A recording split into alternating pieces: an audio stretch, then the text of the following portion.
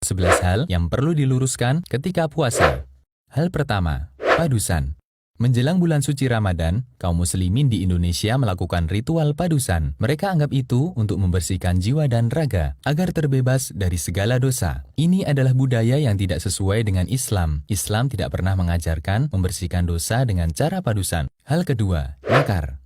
Ziarah kubur termasuk amal mulia dalam Islam, karena ziarah kubur bisa mengingatkan orang akan kematian. Islam memberikan kelonggaran untuk melakukan ziarah kubur di waktu kapanpun. Karena itu, kita tidak boleh membatasinya hanya ketika menjelang Ramadan. Hal ketiga, membangunkan sahur.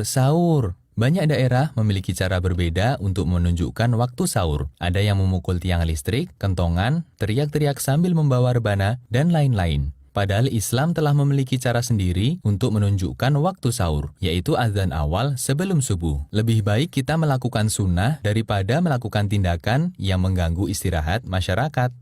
Hal keempat, waktu imsak.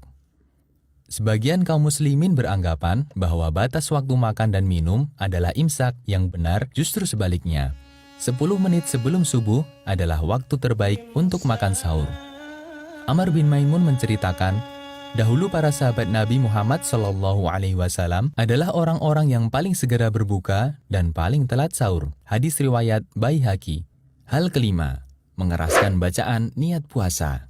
Sobatku, niat letaknya di hati, bukan di lisan. Karena inti niat adalah keinginan untuk melakukan suatu amal. Jika seseorang sudah ada keinginan, berarti dia sudah berniat. Rasulullah SAW tidak pernah mencontohkannya. Hal keenam, sikat gigi ketika puasa. Sikat gigi ketika puasa hukumnya dibolehkan. Hanya saja perlu waspada ketika menggunakan pasta gigi. Jangan sampai ada bagian yang tertelan. Nabi SAW menganjurkan untuk menjaga kebersihan mulut, mendekatkan ridha Allah.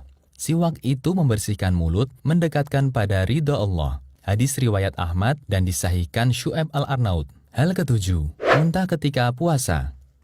Sobatku, muntah tanpa disengaja tidak membatalkan puasa.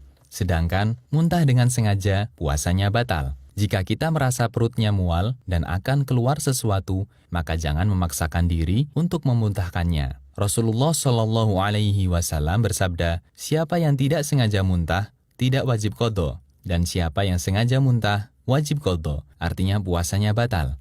Hadis riwayat Tirmidzi dan disahihkan Al-Albani.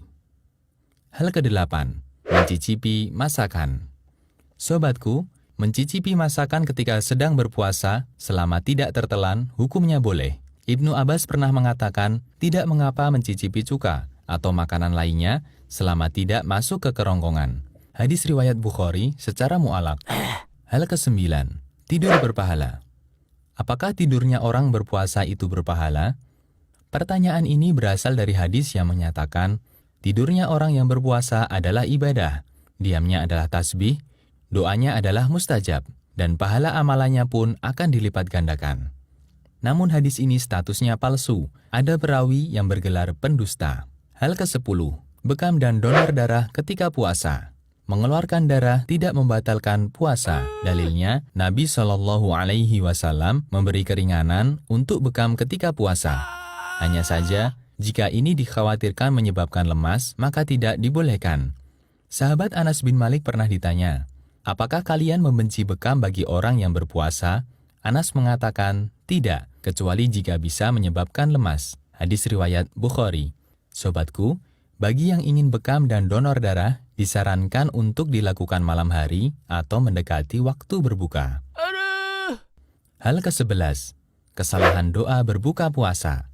Allahumma laka sumtu. Sebagian masyarakat Indonesia berbuka puasa dengan membaca doa Allahumma laka sumtu wa bika amantu wa ala rizkika aftartu birahmatika ya arhamar rahimin. Doa tersebut dinilai dhaif oleh sebagian ulama. Doa sahih yang diajarkan Rasulullah SAW adalah sebagaimana diriwayatkan oleh Ibnu Umar. Lafaz doanya adalah dhahabadh dhama'u wa batallatil uruqu wa sabatal ajru insyaallah.